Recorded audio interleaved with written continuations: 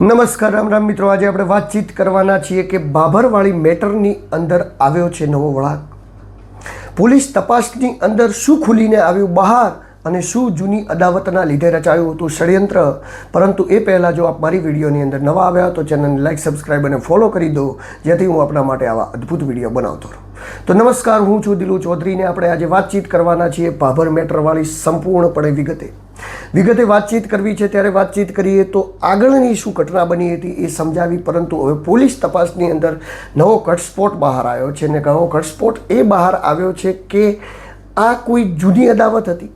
શું જૂની અદાવતના લીધે ષડયંત્ર રચાયું હતું ને મારામારી થઈ હતી, જેના વિશે વાતચીત કરતાં પોલીસ તપાસ આગળ વધારી રહી છે. અને પોલીસ તપાસની અંદર નવા પહેલું આ બાબતે ખુલી રહ્યા છે. તો પોલીસે આની તપાસ કરવાનું ચાલુ કર્યું છે. જ્યારથી પોલીસે આની તપાસની અંદર કેવી રીતે આગળ વધી રહી છે જેના વિશે આપણે વાતચીત કરીએ તો જે આરોપીઓ હતા જેમાંથી 9 આરોપીઓના નામજોગ એફઆઈઆર નાખવામાં આવી છે. 30 આરોપીઓ એટલે કે ટોળામાં હતા એ રીતે એફઆઈઆર દાખલ કરવામાં આવી છે. એફઆરઆઈ જે દાખલ કરવામાં આવી છે એની કોલ ડિટેલ તપાસી રહી છે અને બધું તપાસીને લગભગ 2 આરોપીઓની ધરપકડ તો કરી લીધી છે. બીજા હજી સુધી આરોપીઓ મળ્યા નથી.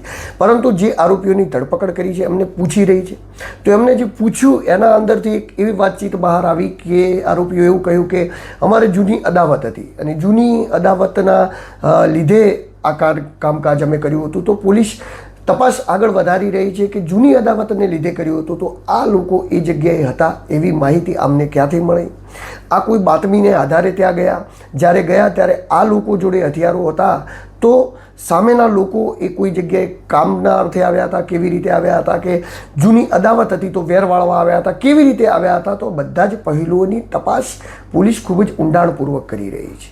અને ક્યાંક પહેલુઓની તપાસ જે થઈ રહી છે એમાં તો પોલીસને નવી કડીઓ પણ મળી રહી છે.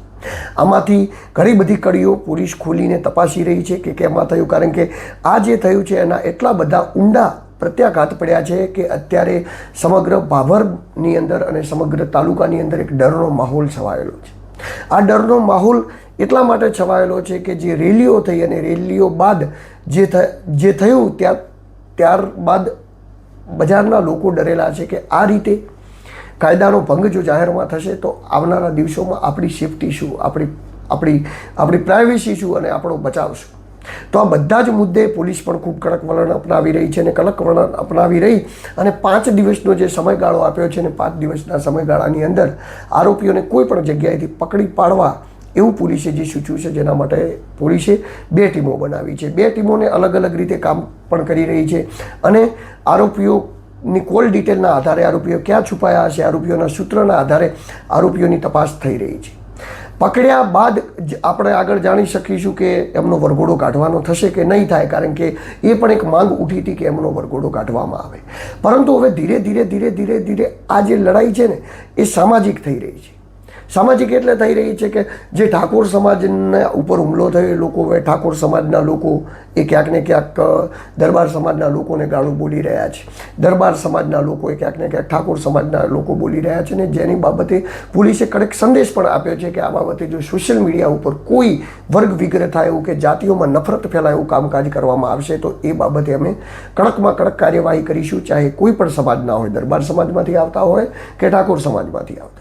પરંતુ મારે મિત્રો તમને એક વાતચીત કહેવી છે કે જ્યારે કોઈ પણ જગ્યાએ કોઈ થાય, કોઈ પણ લોકો હુમલા કરે, મારાપીટી કરે, ગમે એ કરે, ધારો કે મારા સમાજનો કેમ ન હોય, કોઈ અન્ય સમાજનો કેમ ના હોય, કોઈ પણ સમાજનો કેમ ના હોય, જે લોકો જાહેરની અંદર કોઈ પણ કરતા હોય, તો આ લોકો હોય કે બીજા કોઈ પણ લોકો હોય, જાહેરની અંદર મારામારી કરે, લુખાતત્વી કરતા એમને વાતને સમાજ તરફ ન લઈ જવી જોઈએ. કારણ કે આ કોઈ સામાજિક વાત નથી. જે અસામાજિક, અશોભનીય, સમાજમાં ન શોભે એવું દ્રશ્યો જ્યારે તમને જાહેરની અંદર જોવા મળતા હોય ત્યારે એ સમજવું કે એ કોઈ સમાજ સાથે એમને લેવા દેવા નથી. કાયદાની ભાષામાં જ્યારે એમને અસામાજિક તત્વો કહેવામાં આવતા હશે તો એ ક્યારે આવતા હશે? ત્યારે જ આવતા હશે કે જ્યારે સમાજ એટલે કે સભ્ય સમાજમાં રહેવાને લાયક નથી એવા લોકોને તો અસામાજિક તત્વો કહેવામાં આવે છે. અને જ્યારે વાત આ દિશાની અંદર જઈ રહી હોય ત્યારે કોઈ પણ સમાજે આમાં સમાજનું છે એવું ગણીને ન લેવું જોઈએ. કારણ કે આમાં કોઈ પણ સમાજની બદનામી થઈ શકે છે. આ કોઈ પણ મારા સમાજના લોકોએ કર્યું હોય, અન્ય સમાજના લોકોએ કર્યું હોય કે કોઈ પણ સમાજના લોકોએ કર્યું હોય, જે કૃત્ય કર્યું હોય કોઈના કોઈ સમાજમાંથી, તો લોકો આવતા જ હોય. એટલે આ મેટરને એ તરફ તમે લઈ જઈને જો વધારે પડતી ઉગ્ર બનાવશો કે વધારે પડતા ઉગ્ર આ મેટર બની છે તો પછી એના અંદરથી વર્ગ વિગ્રહ થવાની શક્યતાઓ છે. તો એવું ન થવું જોઈએ અને પોલીસે પણ એમાં સૂચન કર્યું છે કે એ વસ્તુ ન થવી જોઈએ. ત્યારબાદ વાતચીત કરીએ તો આ લોકોને ધરપકડ કરવા માટેની જે ટીમો બનાવી છે, ટીમો કોલ ડિટેલના આધારે, સૂત્રોના આધારે પૂરી ઊંડાણપૂર્વક તપાસ કરી રહી છે કે આ લોકો ક્યાં હોઈ શકે છે ને ક્યાં ગયા હશે, જેની ખૂબ ઊંડાણપૂર્વક વાતચીત થઈ રહી છે. પોલીસ જોડે વાતચીત કરતાં આપણને ઘણી બધી માહિતી મળી. ક્યાંક આરોપીઓ એવું પણ કહી રહ્યા હતા કે અમને પણ કદાચ આ લોકો મારવા આવ્યા હતા એવું કહી રહ્યા હતા, પરંતુ જો કે એ વાતની અંદર તથ્ય કેટલું છે એ પોલીસ જોડે જાણવા મળતા તો એવું કહેતા હતા કે એ લોકો પણ ક્યાંક આવ્યા હતા, અમને મારવા માટે આવ્યા હતા, કોઈક હથિયારો લઈને આવ્યા હતા. આવી બધી વાતચીતો જ્યારે પોલીસને સાંભળતા આરોપીઓએ કરી ત્યારે પોલીસે વિષયની અંદર તપાસ કરીને શું મેળવ્યું તો આપણને જણાવ્યું નથી, પરંતુ પોલીસે કહ્યું કે એ વિષયની અંદર તપાસમાં પોલીસને કાંઈ જ હજી સુધી મળ્યું નથી. હવે આવનારા સમયની અંદર પોલીસ આ વિષયની અંદર ઊંડાણપૂર્વક તપાસ ચલાવવાની છે. કારણ કે એક વાત તો સામે આવી જઈ છે કે જૂની અદાવતમાં થયું છે. જૂની અદાવતમાં જે આ કૃત્ય થયું છે એ બાબત પોલીસના ધ્યાનમાં પણ આવી છે અને પોલીસે એને ઓફિશિયલી કહ્યું છે કે આ બાબત જૂની અદાવતમાં થયું છે. હવે જૂની અદાવતમાં કોઈ ફરિયાદો નોંધાયેલી હતી, કોણે કોના ઉપર મારામારી કરી હતી, શું કરી હતી, શું અદાવત હતી, એ અદાવત જેવી બહાર આવશે એવી આપણે એને પણ બહાર લાવીશું.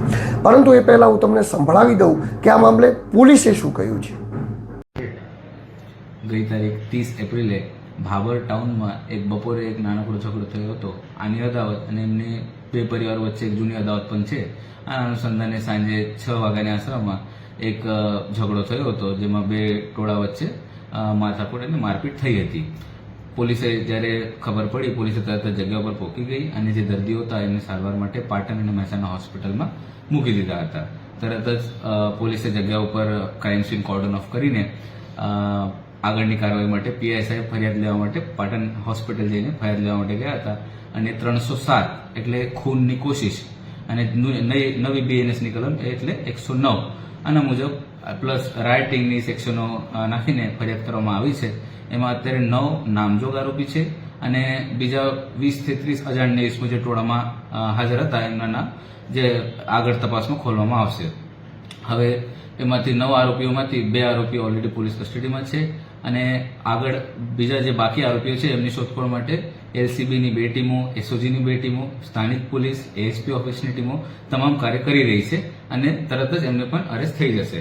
હવે બનાવ બન્યા પછી કોઈ અનિશ્ચિત બનાવ ના બને એના કારણે દિયોદર ડિવિઝનના તમામ પોલીસને બોલાવીને ભાભર ટાઉનમાં એક સરસ બંદોબસ્ત ગોઠવવામાં આવ્યો છે અને અત્યારે માનનીય એમપી સાહેબ, એમએલએ સાહેબ અને સમાજના તમામ આગેવાનો તરફથી અહીંયા આવેદનપત્ર આપવા માટે એક રેલીનું આયોજન કરવામાં આવ્યું હતું. એમના આવેદનપત્ર આપ્યું છે અને અમે પોલીસ તરીકે અને બનાસકાંઠા પોલીસ અને એસપી અક્ષયરાજ મકવાણા સાહેબ તરફથી એમને આશ્વાસન આપ્યું છે કે અમે ઝડપથી એમની ઉપર કાર્યવાહી કરીશું અને આ અસામાજિક તત્વો પાસે કોઈ ગેરકાયદેસર સંપત્તિ હોય, કોઈ પાણી કનેક્શન હોય, વીજ કનેક્શન હોય તો આ અનુસંધાને પણ એક્શન લેવામાં આવશે. અત્યારે આપણે હું બધાને અપીલ કરીશ, તમામ ગ્રામજનોને, ભાભરના ગ્રામજનો અને બનાસકાંઠાના તમામ ગ્રામજનો અને સમાજવાળાઓને કે આપ કોઈ પણ કાયદો અને વ્યવસ્થા જળવાઈ રહે એવી રીતે જ આપ આપનું વર્તણૂક રાખશો. કોઈ પણ કાયદો હાથમાં લેશે નહીં. અત્યારે એક બે જગ્યા એવું વોટ્સએપ ગ્રુપમાં ર્યુમર્સ ચાલે છે કે ભાઈ જે ઉશ્કેરવાની વાત કરે છે એમના વિરુદ્ધમાં કડકથી કડક પગલાં લેવામાં આવશે. અત્યારે તમે કદાચ ટોળામાં ભેગા થઈને તમે એવું લાગતું હશે કે અમારું તો નામ નહીં આવશે, પણ પોલીસ બરાબર બાજનગર રાખીને વોચમાં જ છે અને એવું કોઈ જાણવા મળે કે ભાઈ એ કાયદો વ્યવસ્થા ખરાબ કરવા માટે કોઈ પ્રવૃત્તિ કરે છે અથવા કોઈને ઉશ્કેરાઈ રહ્યા છે તો એમના વિરુદ્ધમાં કડકથી કડક પગલાં લેવામાં આવશે. ધન્યવાદ. તો મિત્રો, તમે સાંભળ્યું, આ મામલે પોલીસ સ્પષ્ટપણે જે કહી રહી છે ને જે કહી રહી છે કે આવનારા સમયની અંદર આટલા લોકોને છોડવામાં નહીં આવે. 300 જે કલમ લગાવવામાં આવી છે મર્ડરની, હાફ મર્ડરની કલમ જે લગાવવામાં આવી છે 307, એ કલમ હેઠળ જે ગુનો નોંધાયો છે એ ગુનો પણ ગંભીર ગુનો છે ને લગભગ એવું સમજી લો કે 2-3 મહિના તો ઓછામાં ઓછી જેલની હવા ખાવાની થાય અને જો સજા પડે તો 7 થી 10 વર્ષની સજા પડે. તો જે કલમ લગાવવામાં આવી છે કલમને લઈને ઊંડાણપૂર્વક તપાસ કરી રહી છે. ત્યારબાદ એક કલમ જે લગાવવામાં આવી એ જોતા પોલીસ કહી રહી છે કે આ મામલે કોઈ પણ આરોપીઓને બિલકુલ બક્ષવામાં નહીં આવે, અમને કડકને કડક કાર્યવાહી કરવામાં આવશે.